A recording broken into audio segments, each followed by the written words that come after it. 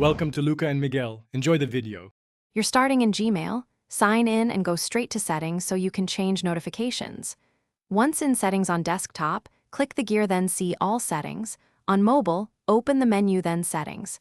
Make sure you select the account you want to edit because each account stores its own notification preferences.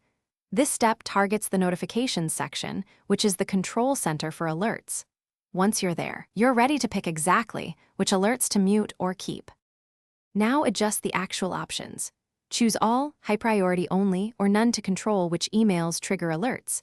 On mobile, pick email notifications, all, high priority only, or none. Make sure to also disable sound or desktop notifications if you don't want banners or audible alerts. On Android or iOS, toggle the app's push notifications off for full silence, and then save or confirm changes.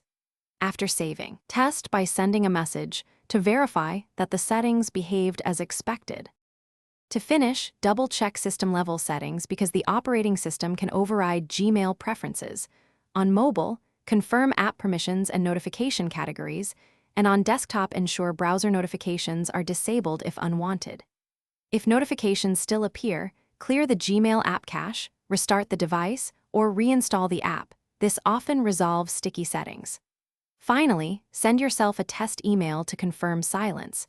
If alerts persist, review the specific account settings again, because you may have edited the wrong account.